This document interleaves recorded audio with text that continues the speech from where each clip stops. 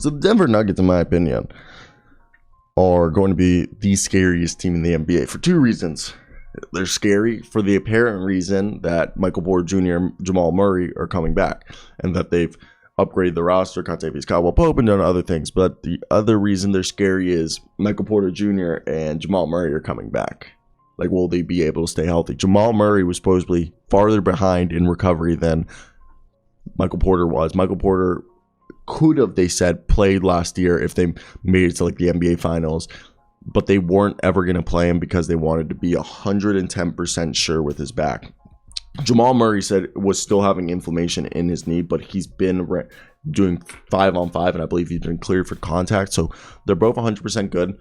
And obviously, there's two scary sides of it: scary good and then scary bad. And that's why I think the Denver Nuggets are the scariest team, because they could be scary good, or it could become a cautionary tale. But I doubt it becomes a cautionary tale. As you guys know, my girlfriend's from Highlands Ranch.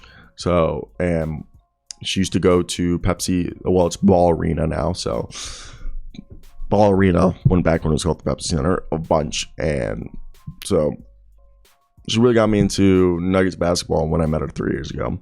And Nikola Jokic is, whoo, baby.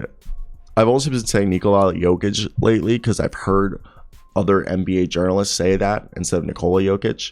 So Nikola Jokic, we're going to go with. Now, let's talk about this roster. First off, it seems like Ismail Kamagate is going to be a stash and draft. Or, just they're going to stash him overseas for a year or two, which is fine. And anybody who's wondering why we didn't bring back DeMarcus Cousins and we brought in DeAndre Jordan, shout out to all the Nuggets fans who did comment down below and explain that DeMarcus Cousins was allegedly detrimental in the locker room and he threw a punch at somebody in the playoffs or something like that, and that DeAndre Jordan is known as a locker room darling, like supposedly beloved in the locker room. Now, with that being said, let's talk about this team and what can we expect from them.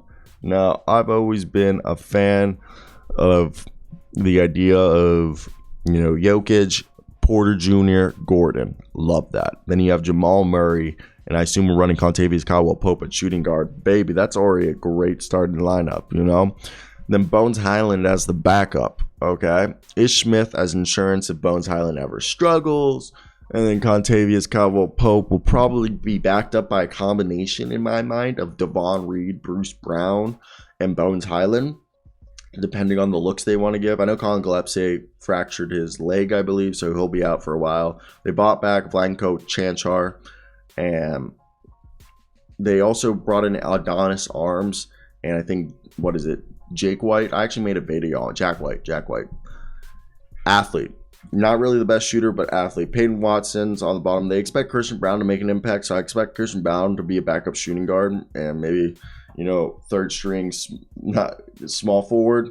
Because I expect, starting power forward to be Aaron Gordon backed up by Jeff Green. Michael Porter being starting small forward with him being backed up by a combination of Jeff Green, Bruce Brown, and Vlatko Chanchar. Zeke Nanje and DeAndre Jordan will back up Nikola Jokic, power forward. And yeah, so power forward Aaron Gordon's going to be backed up by Jeff Green. And Aaron Gordon is the definition of, I love Aaron Gordon, but, as you guys know, I'm an Orlando Magic fan. And with that being said, I'll admit Aaron Gordon, perfect Swiss Army knife, perfect glue guy, well, their glue guy now is Bruce Brown, but Aaron Gordon's a Swiss Army knife guy who can score, shoot, pass, dribble, block up on defense, guard interior and perimeter defender. He's their little Swiss Army knife. But I'll admit, the problem right now with Aaron Gordon is that he's the definition of, he's not a shot creator. We always knew that. And the problem was that he was a good player putting up really good stats on a bad team. And now that he's on the, the Denver Nuggets, it's a bit different because he's about a 12 points per game scorer. And so look, I think right now the core guys are obviously the starting five of Aaron Gordon, Nikola Jokic at center and power forward. Then you have at small forward, you run Michael Porter Jr., Contavious Caldwell-Pope at shooting guard, and Jamal at point. Right there, that five is great. You got Aaron Gordon, KCP as your two-way guys. Michael Porter Jr. can play defense, so can Nikola Jokic, and arguably your worst defender is Jamal Murray. And then the first three guys off the bench you would assume are Bones Highland, Bruce Brown, probably Jeff Green. I guess then you go either Zeke Nanje or DeAndre Jordan. I'm going with Zeke. Maybe DeAndre Jordan proves me wrong. And right there, they're 9 deep, really good. 8 deep, they're really good. 9 deep, it starts to go, But, one could argue that 9th guy could be Christian Brown. So again, they're 8 to 9 guys very deep. And then, Vlatko Chanchar, DeAndre Jordan, Kellen Grady, Colin Gillespie, who's out with a fracture. Jack White, Payne Watson, Adonis Arms, even Devon Reed.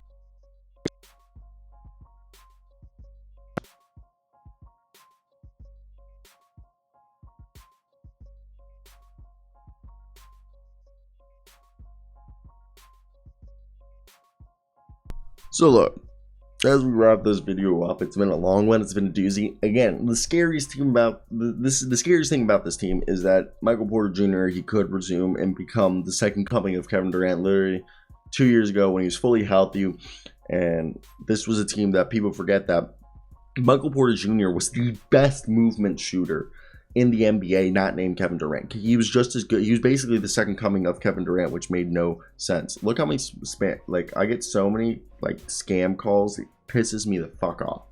But no, it's definitely interesting to look at these Denver Nuggets. I think they're a fantastic squad, a team with a lot of pizzazz, a team that I think is capable of surprising a decent amount of teams, in my opinion.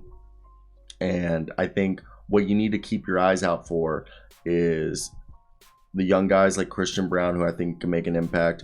But even Bones Highland, I think they're expecting him to take a jump. That's why we did bring back my man Facundo Campazzo. Disculpame, Facundo. Quiero que alguien como los Lakers o los Knicks o también los Minnesota Timberwolves vienen y traen a vos en el equipo para jugar, para ser el tercero point guard.